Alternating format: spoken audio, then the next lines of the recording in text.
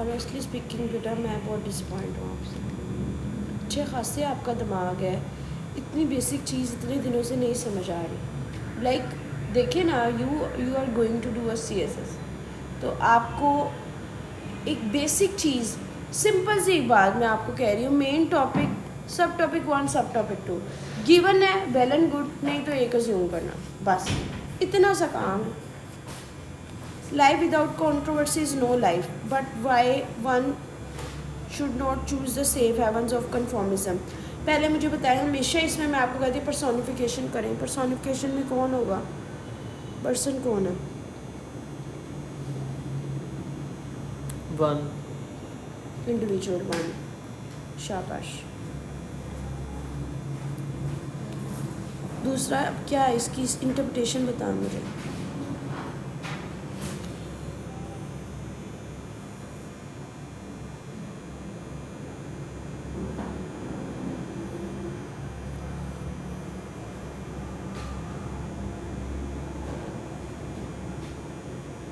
Controversy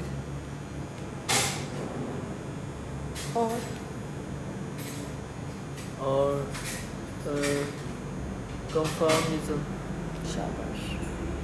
इसका मतलब है लातों के भूत बातों से नहीं मानते, डांट से ही काम दिमाग चलता है। Life without controversy is no life, मतलब कि आपकी लाइफ, वो कह रहा है कि हर वक्त स्ट्रेट फॉरवर्ड नहीं होती, स्ट्रेट फॉरवर्ड नहीं हो सकती। कंट्रोवर्सीज होना अच्छी चीज़ है, बट इसका मतलब ये भी नहीं है, ठीक है, कि अब आप जो जी हजूरी करो, आज जो हुक्म आपका, वो कंफॉर्मिस्ट होते हैं, उनको कहो ना मशरिक में जाना है, वो मशरिक में जाएंगे। जो कंट्रोवर्स होते हैं ना, उनको मशरिक में को मगरिब में जाता है। वो ये कह रहा है, वो वाले इंडिविजुअल जो कि अपनी लाइफ में कंट्रोवर्सीज को लाइक करते हैं, और वो जो कि कंफॉर्मिज्म को लाइक करते हैं, उसके क्या पर्क्स, क्या एडवांटेजेस, क्या disadvantage. Advantages of controversy, advantages of, मतलब उन दोनों का कोरिलेशन है। उसकी वजह ये है कि दोनों जो हैं, अदरवाइज में वर्सेस हैं, एक दूसरे का कंपेयर एंड कंट्रास्ट है।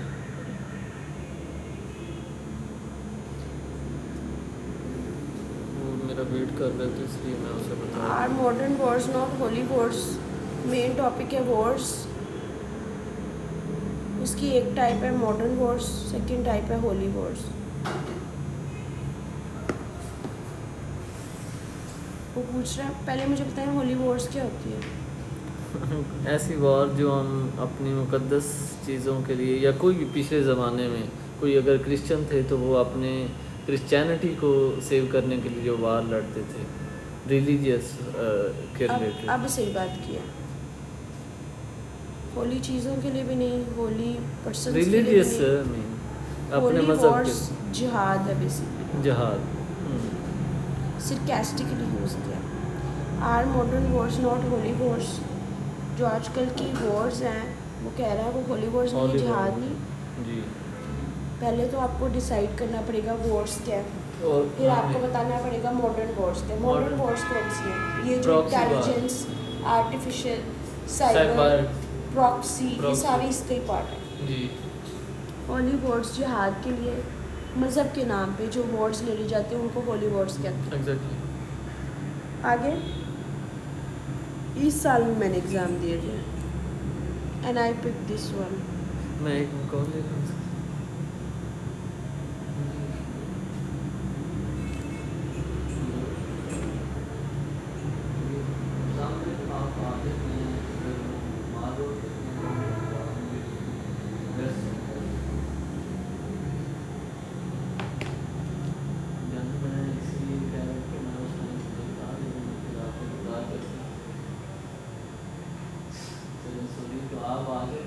तो मुझे एड्रेस सेंड कर देना आगे, ठीक है?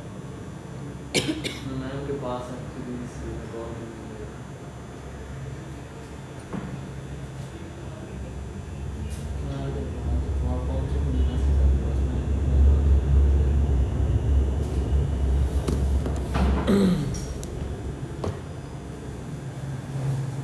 Ideologies thrive on notion of resistance, yet change is a simulation.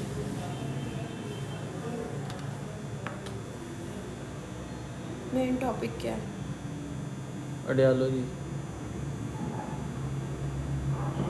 सब टॉपिक 1 क्या और सब टॉपिक 2 क्या है? रेजिस्टेंस और चेंज।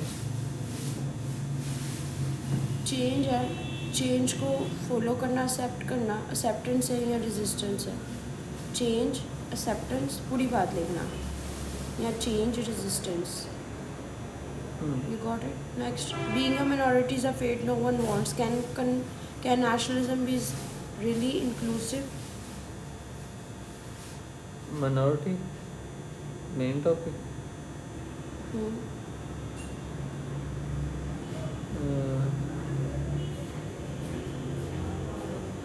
मतलब नेशनलिज्म प्रमोट, सेकंड मतलब टॉपिक है कि नेशनलिज्म, उसका सब टॉपिक। गलत बता रहे हैं, मैंने आपके कहने पे अंडरलाइन कर दिया लेकिन आप गलत बता रहे हैं, दोबारा सोचो।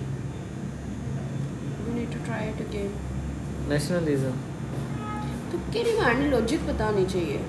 हाँ लॉजिक ही क्या है। अच्छा चलिए, आप आगे क्या सब टॉपिक 1 2 बताएं। नासिर बेटा ये मेरी वॉच चार्ज पे लगाओ। मिनॉरिटी और उसका अपोजिट क्या है? मेजॉरिटी। मिनॉरिटी और मेजॉरिटी। नेशनलिज्म इंक्लूसिव या एक्सक्लूसिव? अगर तो इंक्लूसिव हो जाए तो क्या ही बात है, तो फिर मिनॉरिटीज़ खुद ही ऐड हो जाएंगी। नेशनलिज्म क्या होता है कि वो सिर्फ अपने आप को एक्सक्लूसिवली ट्रीटमेंट देना, मिनॉरिटीज़ या कोई भी कंट्री अपने आप को जैसे made in India, America first, ये नेशनलिज्म है।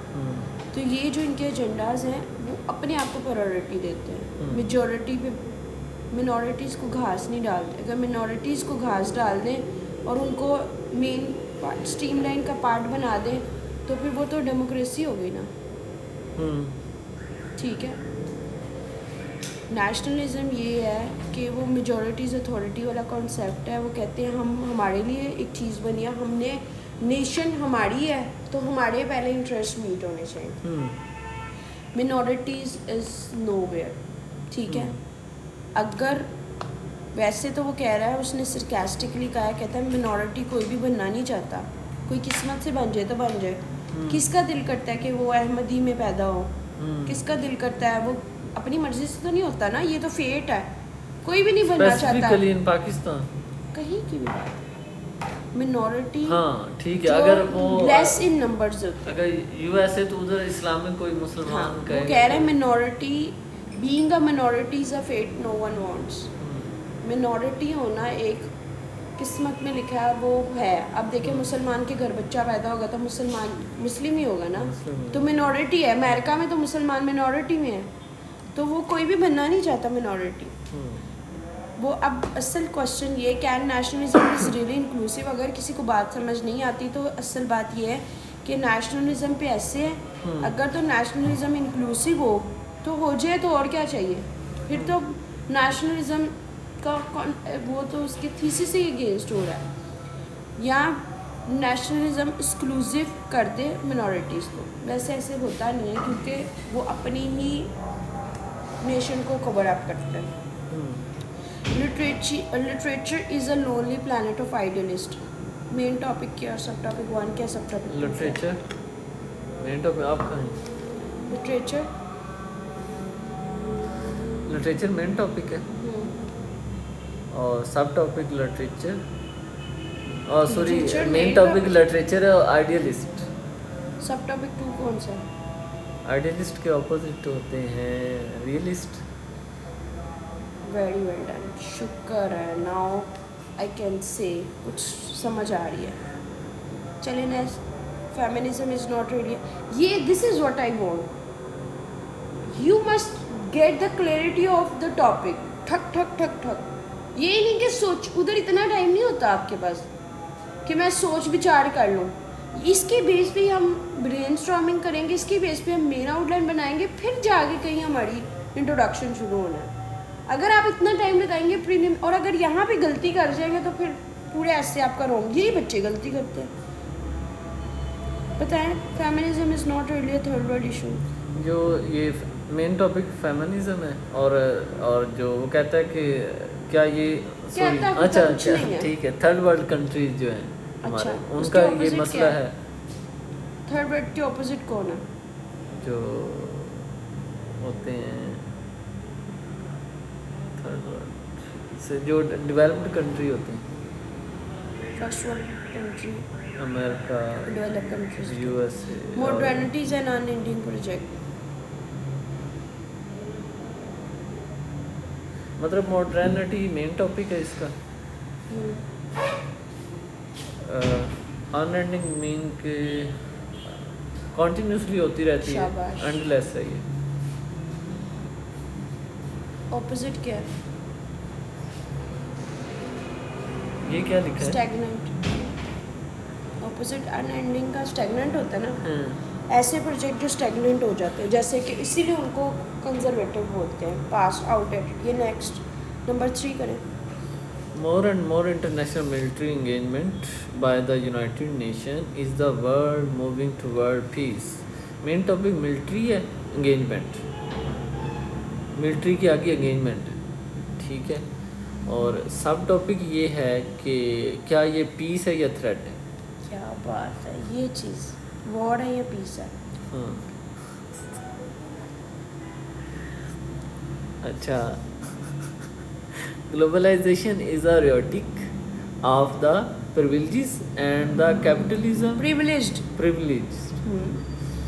Capitalism will return furiously.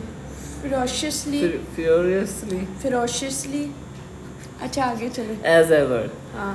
अच्छा, इसमें कहता है कि जो ग्लोबलाइजेशन है, क्या अच्छा ग्लोबलाइजेशन मेन टॉपिक है इसका, ठीक है। सोच ले, जल्दी किया। दोनों मेन टॉपिक हैं, कैपिटलिज्म। अच्छा, तसल्ली, हौसला, प्रिविलेजेस, आर्ट ऑफ, मतलब आर्ट ऑफ कम्युनिकेशन को हम कहते हैं ना। अब आपने सारे डिटर्मिनेंट्स बोल दिए, कोई एक तो होगा वही ना। क्या, वो पहले टॉपिक को अंडरस्टैंड करे ना, तो फिर आपको इजी हो जाता है टॉपिक को, मेन टॉपिक निकालना। वो कह रहा है ब्रेक्जिट का मतलब है ग्लोबलाइजेशन, इक्वलाइज कर दिया। तो ये दोनों तो सेम चीज़ें होगी ना, ब्रेक्जिट या ग्लोबलाइजेशन एक है। ठीक है। और कैपिटलिज्म विल रिटर्न फेवरसली, ठीक है। इसका मतलब है ब्रेक्जिट कैपिटलिज्म। कैपिटलिज्म के ऑपोजिट क्या होता है? कम्युनिज्म। ब्रेक्जिट को वो इज इक्वल टू कह रहा है ग्लोबलाइजेशन। ग्लोबलाइजेशन और कैपिटलाइजेशन एक ही चीज़ है, ठीक है। तो इनके ऑपोजिट बात करना है। वो कह रहा है ब्रेक्जिट जो होता है ना, अगर देखा जाए तो वो ग्लोबलाइजेशन की ही एक वो है। उन्होंने अपनी मैनिफेस्टेशन चेंज की है, वो अपने ही पर्पस सर्व कर रहे हैं, किसी और का नहीं कर रहे। तो क्या कैपिटलिज्म और फोर्स के साथ आएगी कि नहीं? कैपिटलिज्म आएगी या कम्युनिज्म फोर्स से आएगी? ब्रेक्जिट जो एक इम्पॉर्टेंट इवेंट हुआ है, उसकी वजह से ग्लोबलाइजेशन कैपिटलिज्म प्रमोट होगी या डिस्करेज होगी? डिस्करेज होगी तो कम्युनिज्म अप होगी। टॉपिक समझ आया? नहीं है। ब्रेक्जिट एक इंसिडेंट है, ठीक है, जो कि अपेरेंटली नज़र आ रहा है कि नेशनलिज्म है, कम्युनिज्म है, कि मतलब वो अपने इंटरेस्ट मीट कर रहे हैं ना, उन्होंने अपनी मर्जी से डिसीजन किया। जबकि जो ब्रेक्जिट है ना, वो बेसिकली ग्लोबलाइजेशन है। ग्लोबलाइजेशन का ड्रॉबैक ये है कि वो सही गलत जो भी है ना, वो मेजॉरिटीज अथॉरिटी जो डिसाइड कर लिया, मेजॉरिटीज अथॉरिटी के अकॉर्डिंग ही ब्रेक्जिट किया ना। ब्रिटिश ने फैसला कर लिया कि हमने EU के साथ नहीं रहना तो नहीं रहना, कहानी ख़त्म। वो ये कह रहा है कि ब्रेक्जिट का जब मतलब ही ग्लोबलाइजेशन है, और ग्लोबलाइजेशन किसके लिए बनी है? अमीरों के लिए, सिर्फ प्रिविलेज के लिए। मेजॉरिटीज अथॉरिटी के कॉन्सेप्ट में ब्रेक्जिट भी आ रहा है।